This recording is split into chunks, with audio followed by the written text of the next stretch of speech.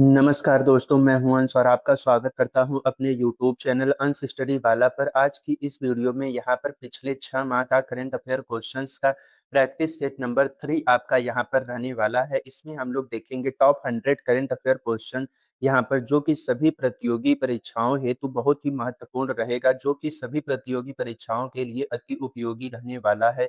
अगर आपको यह वीडियो अच्छा लगे तभी वीडियो को लाइक करके चैनल को जरूर से सब्सक्राइब करिएगा। और अगर आपको मेरे चैनल पे पड़ी किसी भी वीडियो का पीडीएफ चाहिए तो मेरे टेलीग्राम अंश स्टडी वाला को जरूर से ज्वाइन कर लीजिए। वहां पर आपको मेरे हर वीडियो की पीडीएफ वहां पर अपलोड हो जाती है, बिल्कुल फ्री में, वहां से आप डाउनलोड कर पाओगे। तो चलिए दोस्तों, स्टार्ट करते हैं अपने पहले प्रश्न से। पहला प्रश्न है आपका, पुरुष hero hockey India league HIL 2025-26 का खिताब किस टीम ने जीता?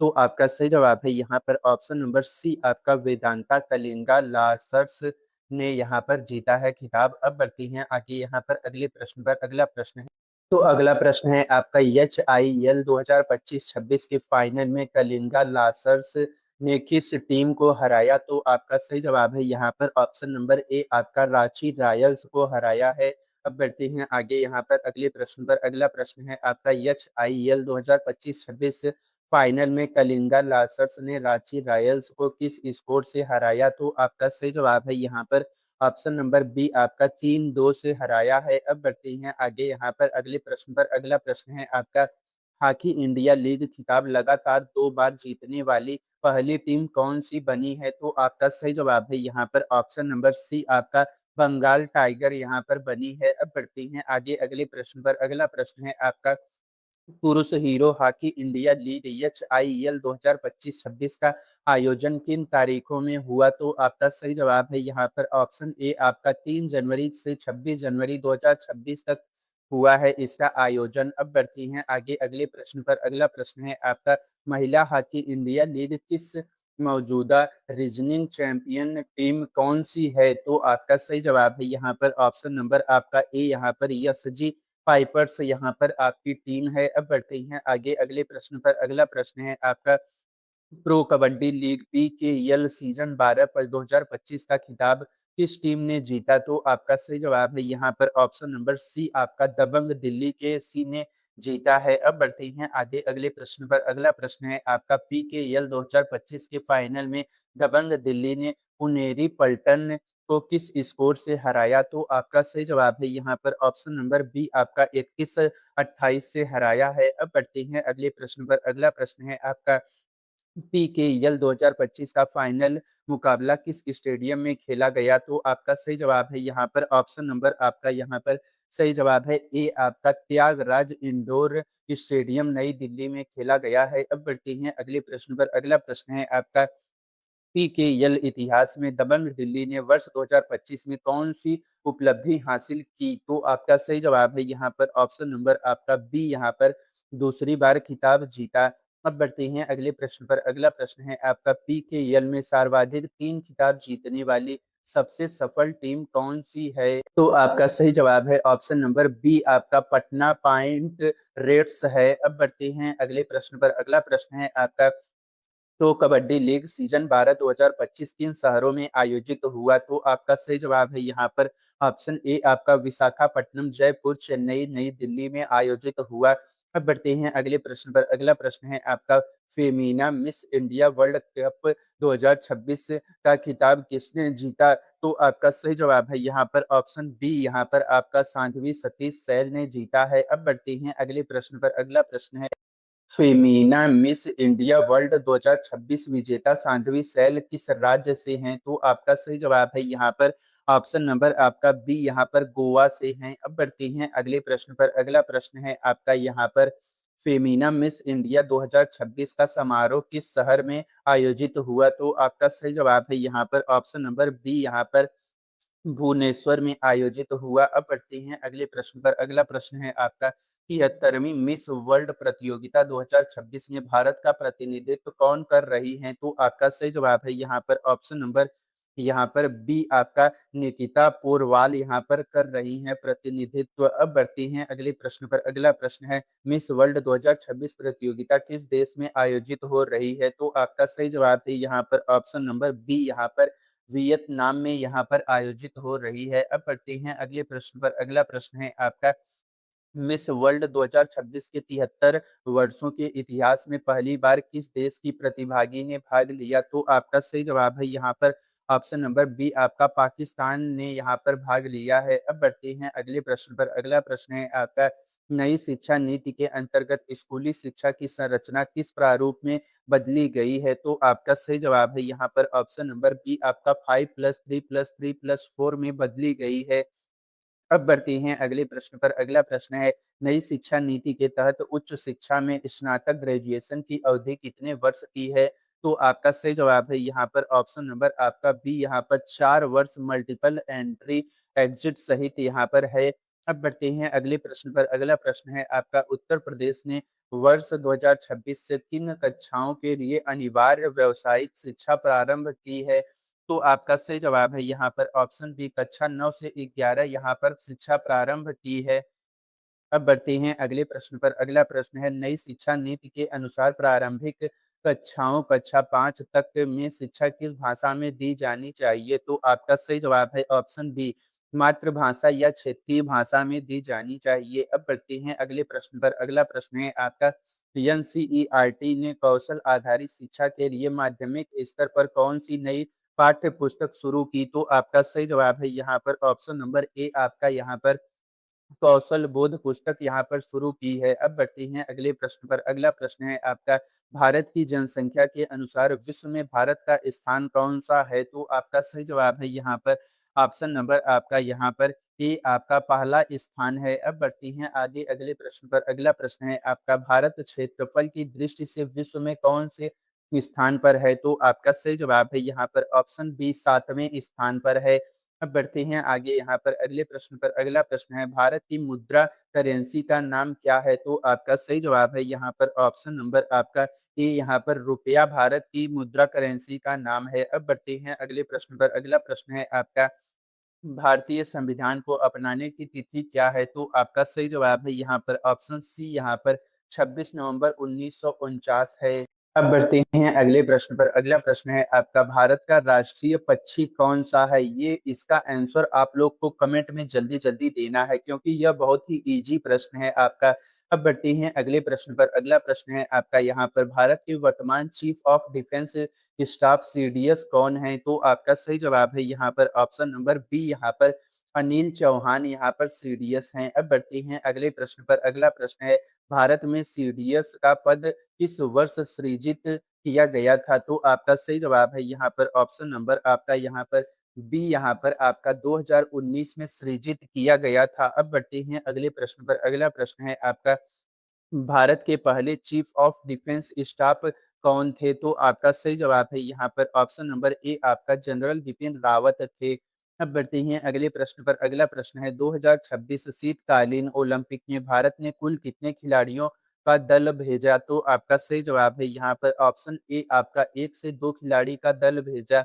अब बढ़ते हैं अगले प्रश्न पर। अगला प्रश्न है आपका, शीतकालीन ओलंपिक में भारत ने अब तक कितने पदक जीते हैं? तो आपका सही जवाब है यहाँ पर ऑप्शन नंबर आपका ए, यहाँ पर 0 पदक जीते हैं। अब बढ़ते हैं अगले प्रश्न पर। अगला प्रश्न है आपका, राष्ट्रमंडल खेल किस अंतरराष्ट्रीय संगठन के देशों के बीच आयोजित होते हैं? तो आपका सही जवाब है यहाँ पर ऑप्शन नंबर बी, यहाँ पर राष्ट्रमंडल कॉमनवेल्थ देश में आयोजित होते हैं। अब बढ़ते हैं अगले प्रश्न पर। अगला प्रश्न है, राष्ट्रमंडल खेलों का आयोजन प्रत्येक कितने वर्षों में होता है? तो आपका सही जवाब है यहाँ पर ऑप्शन बी, यहाँ पर 4 वर्षों में आयोजित होता है। अब बढ़ते हैं अगले प्रश्न पर। अगला प्रश्न है आपका यहाँ पर, पहला राष्ट्रमंडल खेल किस वर्ष आयोजित हुआ था? तो आपका सही जवाब है यहाँ पर ऑप्शन नंबर आपका यहाँ पर बी, यहाँ पर 1930 में आयोजित हुआ था। अब बढ़ते हैं अगले प्रश्न पर। अगला प्रश्न है, भारत का केंद्रीय बैंक कौन सा है? तो आपका सही जवाब है यहाँ पर ऑप्शन नंबर ए, आपका स्टेट बैंक ऑफ इंडिया इसका केंद्रीय बैंक है। अब बढ़ते हैं अगले प्रश्न पर। अगला प्रश्न है आपका, भारतीय शेयर बाजार के नियामक का नाम क्या है? तो आपका सही जवाब है यहाँ पर ऑप्शन बी, यहाँ पर सेबी, SEBI इसका नाम है। अब बढ़ते हैं अगले प्रश्न पर। अगला प्रश्न है आपका, भारत की सबसे बड़ी सार्वजनिक क्षेत्र की बैंक कौन सी है? तो आपका सही जवाब है यहाँ पर ऑप्शन सी, यहाँ पर स्टेट बैंक ऑफ इंडिया है। अब बढ़ते हैं अगले प्रश्न पर। अगला प्रश्न है आपका यहाँ पर, अंतर्राष्ट्रीय क्रिकेट परिषद आईसीसी का मुख्यालय कहाँ स्थित है? तो आपका सही जवाब है यहाँ पर ऑप्शन नंबर आपका बी, यहाँ पर दुबई यूएई में स्थित है। अब बढ़ते हैं अगले प्रश्न पर। अगला प्रश्न है आपका, भारतीय क्रिकेट नियंत्रण बोर्ड बीसीसीआई का मुख्यालय कहाँ स्थित है? तो आपका सही जवाब है ऑप्शन बी, मुंबई में बीसीसीआई का मुख्यालय स्थित है। अब बढ़ते हैं अगले प्रश्न पर। अगला प्रश्न है, बीसीसीआई के वर्तमान सचिव कौन हैं? तो आपका सही जवाब है यहाँ पर ऑप्शन सी, आपका रोजर बिन्नी बीसीसीआई के वर्तमान सचिव हैं। अब बढ़ते हैं अगले प्रश्न पर। अगला प्रश्न है आपका, अंतर्राष्ट्रीय ओलंपिक समिति आईओसी का मुख्यालय कहाँ स्थित है? तो आपका सही जवाब है यहाँ पर ऑप्शन नंबर बी, यहाँ पर लुसाने स्विट्जरलैंड में है। अब बढ़ते हैं अगले प्रश्न पर। अगला प्रश्न है आपका, भारत रत्न पुरस्कार में कितने प्रकार के प्रतीक चिन्ह मेडल दिए जाते हैं? तो आपका सही जवाब है ऑप्शन बी, पीपल के पत्ते के आकार का पदक दिया जाता है।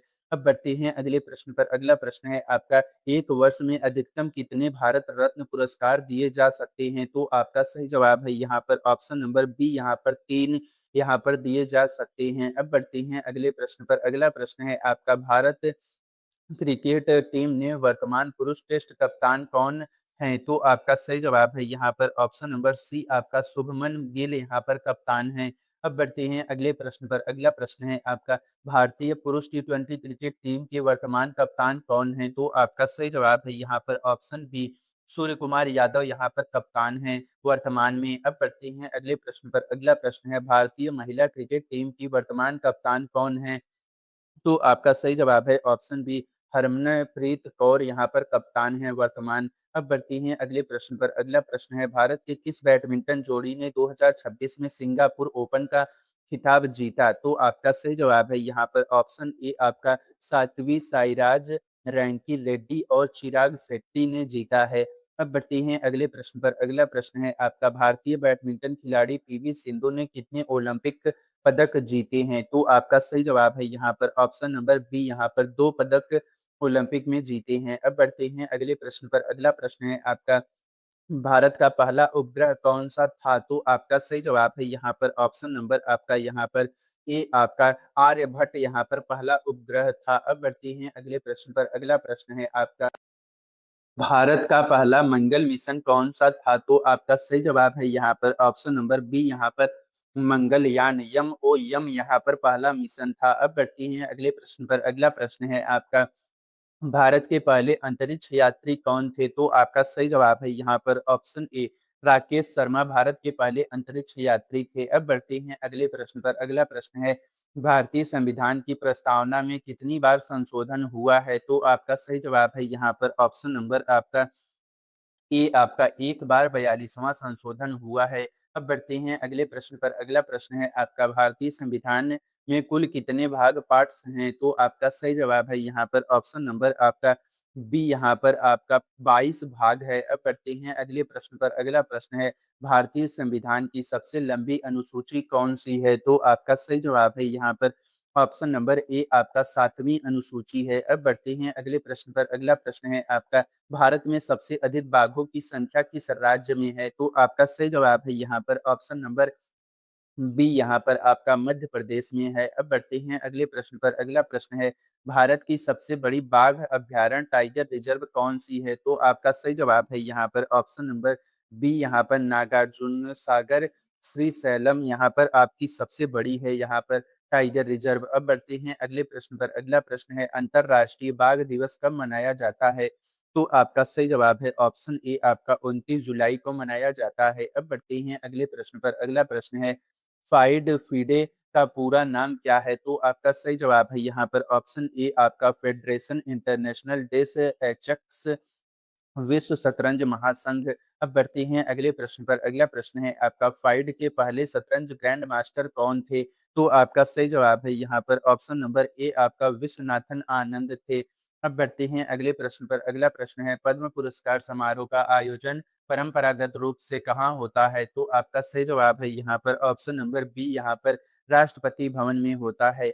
अब बढ़ते हैं अगले प्रश्न पर। अगला प्रश्न है आपका, भारत में प्रत्यक्ष कर की वसूली के लिए कौन सा बोर्ड जिम्मेदार है? तो आपका सही जवाब है यहाँ पर ऑप्शन ए, आपका सीबीडीटी जिम्मेदार है। अब बढ़ते हैं अगले प्रश्न पर। अगला प्रश्न है आपका, भारत में अप्रत्यक्ष कर जीएसटी कस्टम की वसूली के लिए कौन सा बोर्ड जिम्मेदार है? तो आपका सही जवाब है ऑप्शन बी यहाँ पर सीबीआईसी यहाँ पर बोर्ड जिम्मेदार है। अब बढ़ते हैं अगले प्रश्न पर। अगला प्रश्न है आपका राष्ट्रमंडल खेल 2026 में भारत का सबसे सफल खेल कौन सा रहा है? तो आपका सही जवाब है यहाँ पर ऑप्शन बी आपका भारोत्तोलन यहाँ पर सबसे सफल खेल रहा है। अब बढ़ते हैं अगले प्रश्न पर। अगला प्रश्न है राष्ट्रमंडल खेल 2026 में टेबल टेनिस में भारत ने कैसा प्रदर्शन किया? तो आपका सही जवाब है यहाँ पर ऑप्शन नंबर बी यहाँ पर स्वर्ण सहित कई पदक जीते।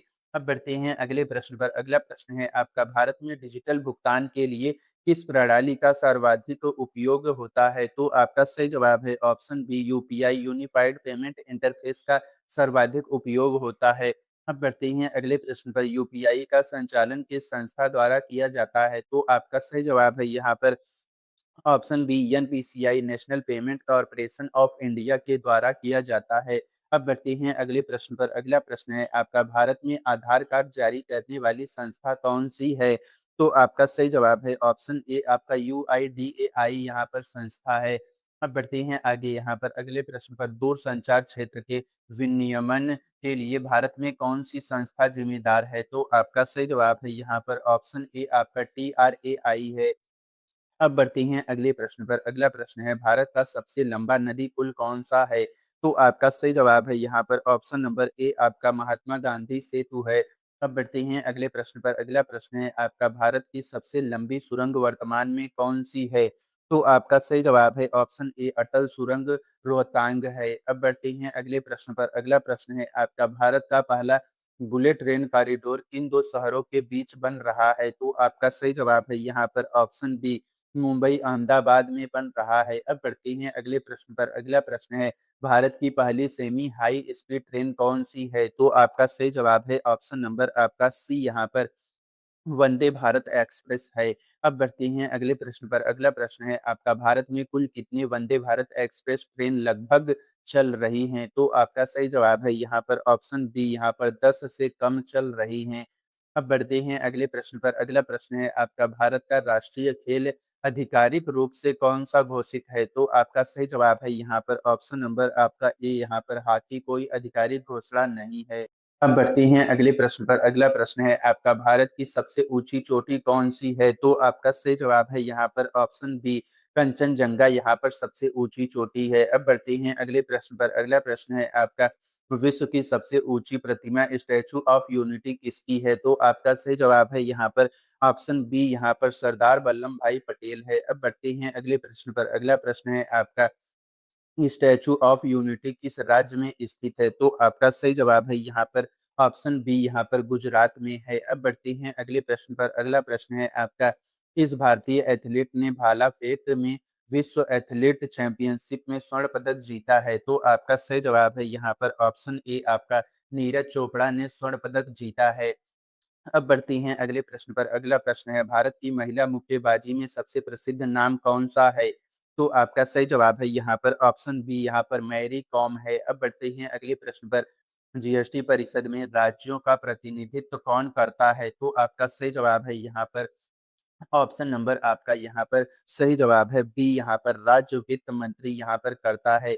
अब बढ़ते हैं अगले प्रश्न पर। अगला प्रश्न है भारत की वित्तीय राजधानी किसे कहा जाता है? तो आपका सही जवाब है यहाँ पर ऑप्शन नंबर आपका बी यहाँ पर मुंबई को कहा जाता है। अब बढ़ते हैं अगले प्रश्न पर। अगला प्रश्न है आपका भारत की सबसे बड़ी सार्वजनिक क्षेत्र की बीमा कंपनी कौन सी है? तो आपका सही जवाब है यहाँ पर option A LIC Bharatiya Jeevan बीमा निगम यहाँ पर सबसे बड़ी है। अब बढ़ते हैं अगले प्रश्न पर। अगला प्रश्न है आपका भारत में सबसे बड़ा शेयर बाजार सूचकांक कौन सा है? तो आपका सही जवाब है यहाँ पर ऑप्शन बी सेंसेक्स यहाँ पर सबसे बड़ा शेयर बाजार सूचकांक है। अब बढ़ते हैं अगले प्रश्न पर। अगला प्रश्न है भारत का प्रमुख stock exchange Bombay stock exchange BSE की स्थापना किस वर्ष हुई थी? तो आपका सही जवाब है यहाँ पर ऑप्शन ए 1875 में हुई थी। अब बढ़ते हैं अगले प्रश्न पर। अगला प्रश्न है भारत में राष्ट्रपति का चुनाव कितने वर्षों के लिए होता है? तो आपका सही जवाब है ऑप्शन बी 5 वर्षों के लिए होता है। अब बढ़ते हैं अगले प्रश्न पर। अगला प्रश्न है आपका भारत की लोकसभा का कार्यकाल सामान्यतः कितने वर्षों का होता है? तो आपका सही जवाब है यहाँ पर ऑप्शन नंबर बी यहाँ पर 5 वर्षों के लिए होता है। अब बढ़ते हैं अगले प्रश्न पर। अगला प्रश्न है, भारतीय राज्यसभा के सदस्यों का कार्यकाल कितने वर्षों का होता है? तो आपका सही जवाब है ऑप्शन सी, 6 वर्षों का होता है। अब बढ़ते हैं अगले प्रश्न पर। संयुक्त राष्ट्र सुरक्षा परिषद के कितने स्थायी सदस्य देश हैं? तो आपका सही जवाब है यहाँ पर ऑप्शन बी, 5 स्थायी सदस्य देश हैं। अब बढ़ते हैं अगले प्रश्न पर। संयुक्त राष्ट्र का मुख्यालय कहाँ स्थित है? तो आपका सही जवाब है यहाँ पर ऑप्शन नंबर आपका यहाँ पर सही जवाब है बी, न्यूयॉर्क में इसका मुख्यालय स्थित है। अब बढ़ते हैं अगले प्रश्न पर। विश्व स्वास्थ्य संगठन डब्ल्यूएचओ का मुख्यालय कहाँ स्थित है? तो आपका सही जवाब है यहाँ पर ऑप्शन ए, आपका जिनेवा में स्थित है। अब बढ़ते हैं अगले प्रश्न पर। अगला प्रश्न है, भारत में सबसे लंबी नदी कौन सी है? तो आपका सही जवाब है यहाँ पर ऑप्शन बी, यहाँ पर गंगा यहाँ पर सबसे लंबी नदी है। अब बढ़ते हैं अगले प्रश्न पर। अगला प्रश्न है आपका, भारत का सबसे बड़ा राज्य क्षेत्रफल के अनुसार कौन सा है? तो आपका सही जवाब है यहाँ पर ऑप्शन सी, मध्य प्रदेश है। अब बढ़ते हैं अगले प्रश्न पर। अगला प्रश्न है, भारत का सबसे अधिक जनसंख्या वाला राज्य कौन सा है? इसको आंसर आपको कमेंट बॉक्स में देना है, क्योंकि यह बहुत ही इजी प्रश्न आपका है। तो आपको इसका आंसर कमेंट में जल्दी जल्दी देना है। अब बढ़ते हैं अगले प्रश्न पर। अगला प्रश्न है आपका, भारत में केंद्र शासित प्रदेशों की कुल संख्या कितनी है? इसका आंसर भी आपको कमेंट में देना है। ये सब बहुत ही इजी प्रश्न है, ये आपको याद ही होना चाहिए। अगर आपको नहीं आएगा तो मैं आपको कमेंट में बता दूंगा, मगर आपको एक बार इसका आंसर देना है। अब बढ़ते हैं अगले प्रश्न पर। अगला प्रश्न है, भारत की राज्यों की कुल संख्या कितनी है? ये भी आपको कमेंट में देना है। भारत का राष्ट्रीय पशु कौन है? इसका भी आंसर आपको कमेंट में देना है। भारत का राष्ट्रीय फूल कौन सा है? ये भी आंसर आपको कमेंट में देना है। अब बढ़ते हैं अगले प्रश्न पर। भारत का राष्ट्रगान किसने लिखा है? तो आपका सही जवाब है यहाँ पर ऑप्शन नंबर आपका ए, रविंद्रनाथ टैगोर ने भारत का राष्ट्रगान लिखा है। तो ये रहे आपके लास्ट 6 मंथ के यहाँ पर सेट नंबर 3 के प्रैक्टिस सेट यहाँ पर मैंने आपको करा दिए। वीडियो अच्छा लगा हो तो लाइक कर दीजिए, चैनल को सब्सक्राइब कर दीजिए, और अगली वीडियो किस टॉपिक पर चाहिए कमेंट में बताइए, मैं उस टॉपिक पर तुरंत आपके लिए वीडियो लेकर आ जाऊंगा। और अगर आपको वीडियो अच्छा लगा हो तो अपने दोस्तों के साथ शेयर करना ना भूलिएगा। तब तक के लिए पढ़ते रहिए, आगे बढ़ते रहिए। धन्यवाद।